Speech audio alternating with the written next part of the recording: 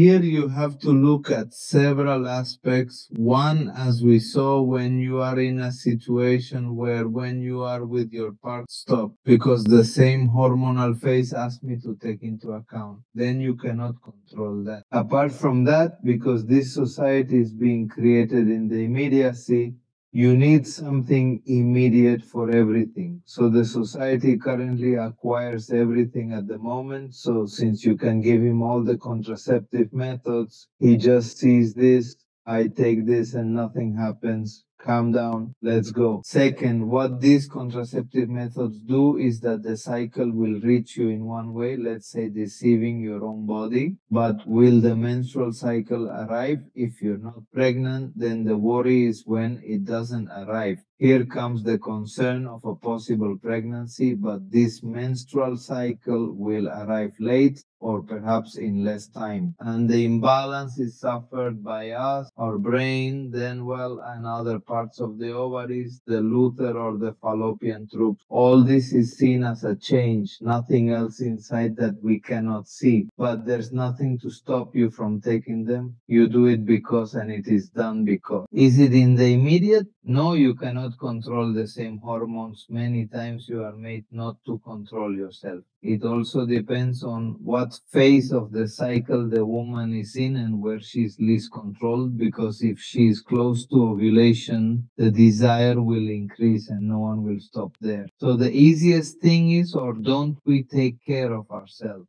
This is the solution, but in itself it is not the solution. The solution comes from the very moment of having used another contraceptive method, because what is not there is, let's say, having an irrationality, because you are not controlling the part of some disease. It can be by contact. So there's a double problem. It is we're ruled by hormones. And because of the immediacy that I can have something at this moment that can help me, in quotes, come on TV, we are going to give it. So that's why education is followed and we have to educate ourselves. I believe that we all need to know more about the cycle, not only us as men, but women, not only as women, to know the different types of behavior and when you can, when you. Absolutely. Autumn, what are your thoughts? Um, you guys bring up a lot of great points. I think some reasons why women would take birth control is, one, motherhood is seen as a burden and a disease right now in our society. You hit it on a high note on that one. Yeah, and it's very sad because like women are life bearers. They bring life into this world, and motherhood is a very important job. So is fatherhood, honestly. But I think birth control and abortion, they're looked at as ways to eradicate a disease. And sadly, like, that's why a lot of women take it. They also take it because there's this notion of like, well, it's not fair that a man can't get pregnant and they don't have to carry a baby for 9 months. And it's almost like a prideful reaction of like, well, I want to be like a man and not have a burden, and I want to have sex freely. And they want to be able to sleep around and not have a consequence. And when you remove sex from what it was intended for, which is to bring a child into this world, preferably in marriage, right? You like messed up the equation. And that's why a lot of women today, they really like, it's almost like they're skeeved out by the notion of motherhood, And so it's easy for a woman to take it. But then, later on, there's a lot of women who, yes, they're successful, they're incredible women who are crushing it in the workforce, and yet later on in life, it just happens. Like, they want a family, they want to be a mom, they want to get married, they want to have children.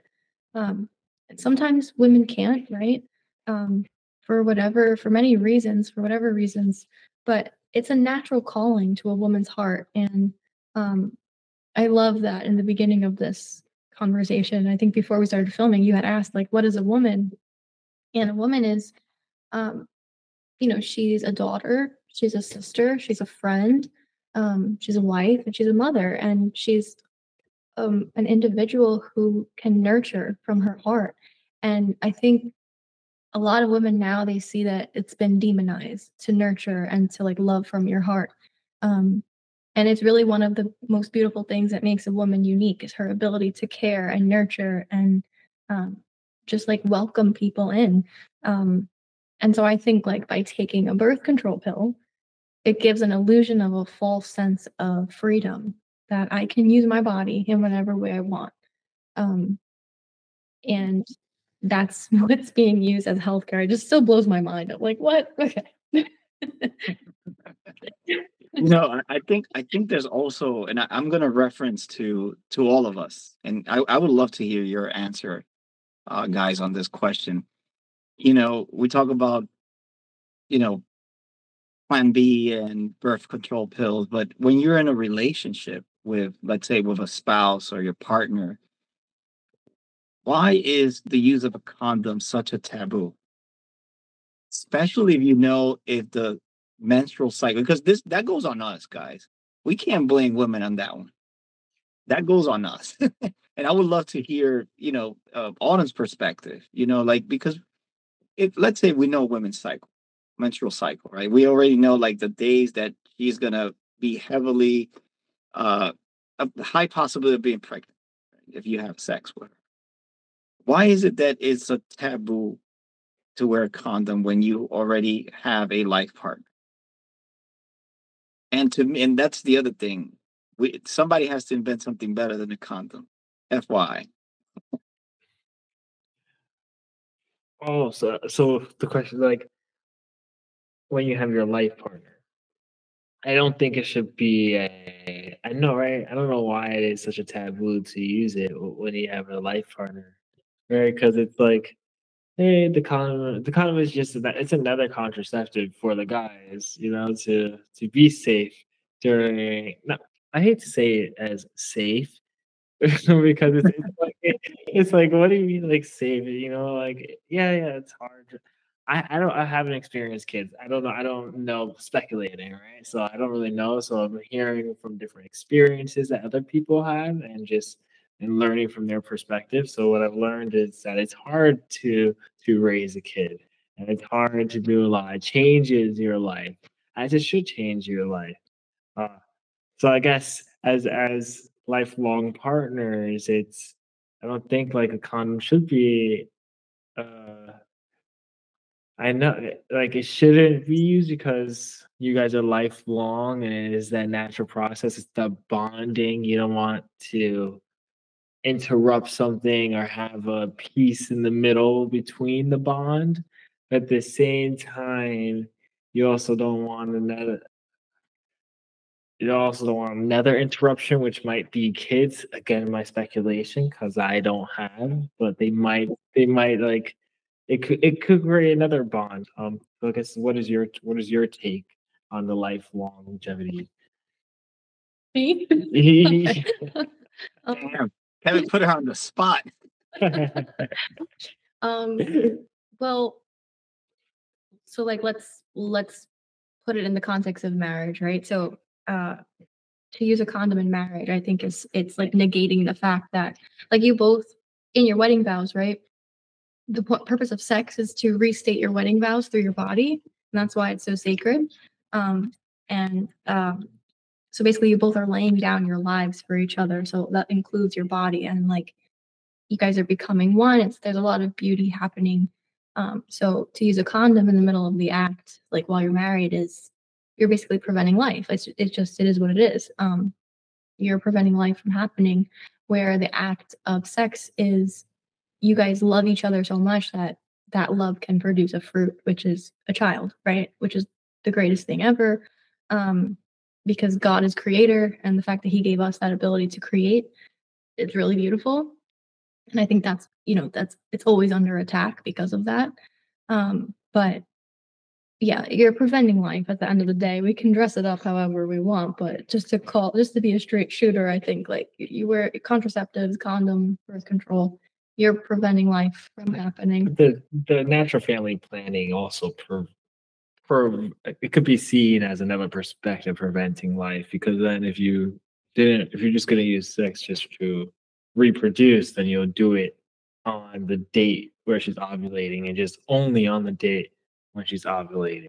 Well, right, and like natural family planning can be used too to, like, if let's say the family is having financial issues, right, and you guys need to abstain. That's also why natural family planning is put in place. Like sex is good because it's not only for life; it's that bonding and experience, right? So it's like natural family planning. It could be seen as also a way of preventing. Well, it's also a way of the heart, right? So, like, every time you have sex, you should be open to life in your heart, because life is not always going to come, right? There are many couples who struggle with infertility, and it's a real struggle for them. But in their hearts, every time they come together as one, their hearts are so open for life. And that's a good examination of conscience. Like, are you open to life, or are you having sex for yourself, right, and your own pleasure? And all of that, I think, to say, like, our culture today is really ingrained in the culture of death. It's not a culture of life. So even like this discussion we're having right now, like, a lot of people would be like, thinking like that I'm crazy for saying this, but you should have an openness to life because it's something bigger than yourself. And if you can come together as one with the person you love, like, and have a child come from that, that's a beautiful thing. So, a long-winded response. I'm sorry. That's all good. David, ¿qué piensas? Primero, eres malo. ¿Por qué le haces esa pregunta a Kevin estando Damn. David is saying that through you. Lo veo sudando. I swear to God, I swear to God, it was not done with those. Me sweating? Cold, yes. I was there. I would touch and feel it. Ice cold. Autumn is gonna kill you, Kevin. I'm so sorry, bro. No, I'm messing with you, Autumn. Yeah, I know, right? It's like you see it, like the beads dripping down. It's good. You should have seen those, like, here my heartbeat's beating fast. Like, No, it's a very I would say it's a very sensitive topic. Look at this first. We all know goodbye culture that when you use a condom, it is first as a contraceptive method and to avoid transmitting diseases. No, and you use it when you have multiple partners. So when this already goes to a marital or couple relationship, not only marital, but with a couple with whom you are already beginning to live together, you don't want to bring that part of using condoms when you have multiple partners to avoid the transmission of diseases. No. So when you have a stable partner, you stop using it because it is psychologically associated with having multiple partners. So already when you already have an exclusivity, you kind of stop using it and use other methods to avoid it at the time, because you have to plan. I think the most responsible thing is planning a new life. So when you have a stable partner, you begin to plan, and within that planning, if a child comes, you accept it with all the love in the world, both from your partner and from you. Can it happen to you? Yeah, it can happen. So I believe that when you already have a stable partner, a partner with whom you already share, you maintain a greater affinity and already a sexual activity, you already stop using the condom because it is more associated with when you have multiple partners or when you are going to have multiple partners. So that also gives it some exclusivity, and you give the couple you're with right now the exclusivity they deserve. And here come other types of methods. So I think that's why you no longer use it as contraception and as an anti to prevent transmitted diseases. When you think you are stable, you stop using it and use other methods for that reason, because there you give exclusivity to that couple. That is why condoms are often stopped.